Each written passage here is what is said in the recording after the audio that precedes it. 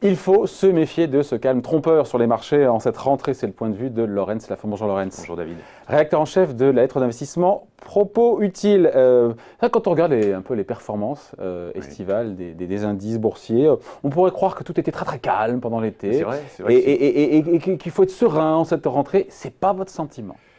Disons que ça couve un petit peu. Il y a quand même un sentiment de stress latent.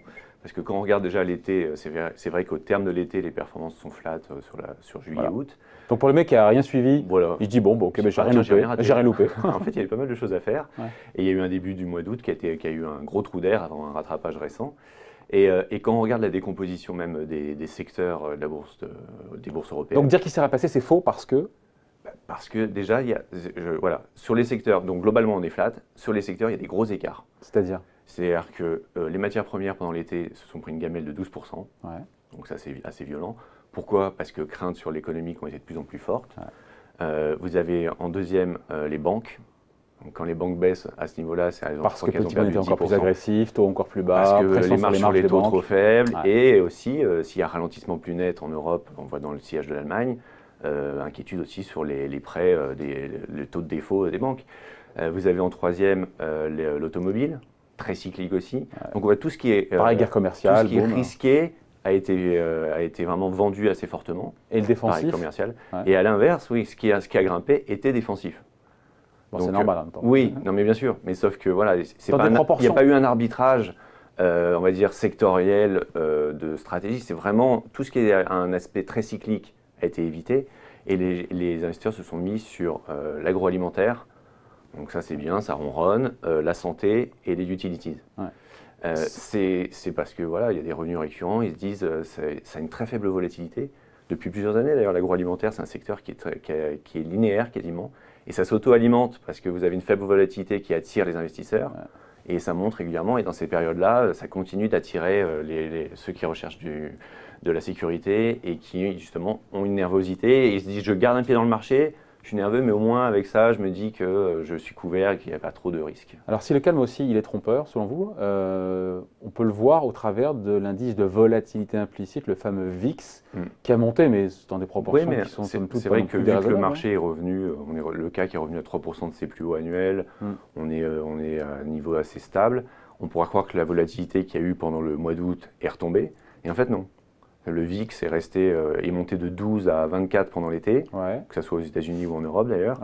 Et on reste au-dessus de 20. On n'est pas du, ce qui n'est pas anormal. Ce qui n'est pas anormal. Ce qui n'est pas anormal, mais qui ne montre pas un retour à la situation qui prévalait au début de l'été sur la volatilité en tout cas. On garde, la volatilité implicite reste quand même assez élevée. Donc ça, c'est un signe de nervosité d'investisseurs qui cherchent à se couvrir, en tout cas sur des écarts, sur de possibles écarts. Et les autres signes de nervosité, on le retrouve évidemment, on l'a commenté largement la semaine dernière, sur l'or, et d'ailleurs les métaux précieux au sens large. Oui, au sens large. Alors l'or a eu un été incroyable. On l'avait vu venir d'ailleurs, David, si vous vous souvenez bien. Pas du tout. C'était quand ça? On avait dit quoi d'ailleurs? Vous aviez dit quoi? On avait dit à fond sur l'or, les mines, le métal jaune, on adorait, donc ça a fonctionné. Parce qu'effectivement, ralentissement, plus baisse des taux maximales, crainte de déflation, enfin, le cocktail était bon pour l'or. Ça reste une valeur de refuge et de précaution. Et pourtant, avec les marchés qui sont en train de remonter, qui se stabilisent, on est sur l'or au plus haut. Donc il y a toujours cette recherche du métal jaune. L'argent dans le sillage a flambé encore plus fort. On est passé à 20 $ quasiment. On était à 13 au début de l'été. Donc ça a pris 50%. Quand vous cherchez à ce moment-là les métaux précieux, ce n'est pas signe d'une grande détente. Avec ce paradoxe-là, vous avez raison, parce que les marchés qui remontent, pour le coup, il y a eu cette espèce de V pendant l'été, ça remonte avec des estimations de profits à venir qui sont revues à la baisse. Il n'y a pas une aberration, une contradiction. En tout cas, les analystes continuent d'opérer un lourd travail de révision. Sur les profits à venir qui seront publiés dans les mois à venir. Complètement, oui. Donc, si on résume, au début de l'année, on attendait une reprise des profits, de la croissance des profits. Plutôt au deuxième semestre. Voilà.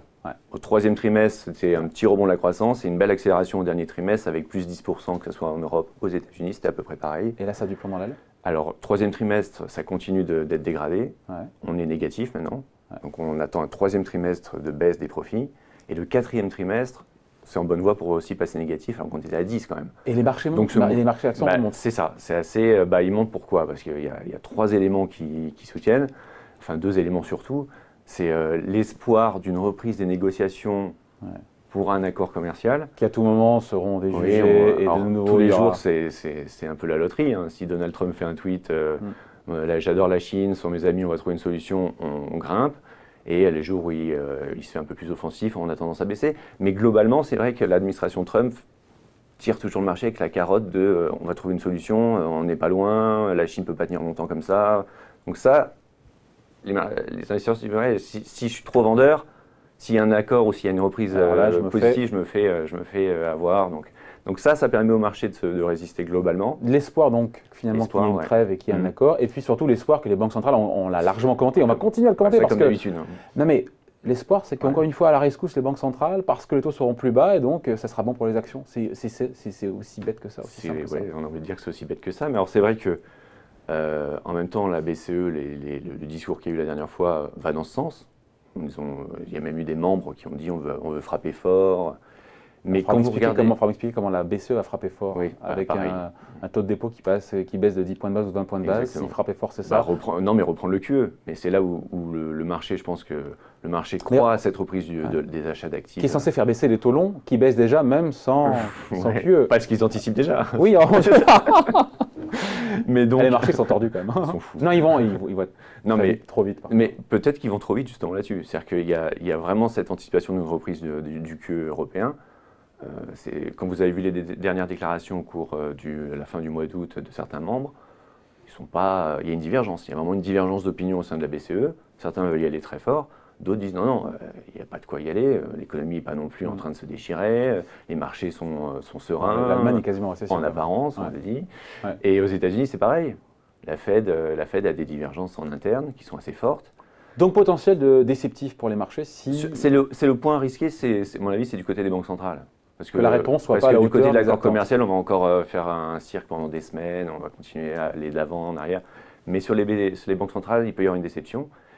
Et du côté, en revanche, la surprise positive, ça serait une reprise des indicateurs économiques avancés, c'est-à-dire les PMI. Ouais. Qu'on ne voit pas trop, non Non, là pour l'instant, non, c'est vraiment pas le cas. Actuellement, c'était un dégringolade. Donc on est quasiment récessif au niveau mondial. Au niveau de l'industrie. Au niveau de l'industrie. Au niveau de l'industrie, on l'est. Ouais. Sur les services, on est juste au-dessus. Et en moyenne, on s'approche du 50. C'est-à-dire la zone où il y a un doute sur la croissance.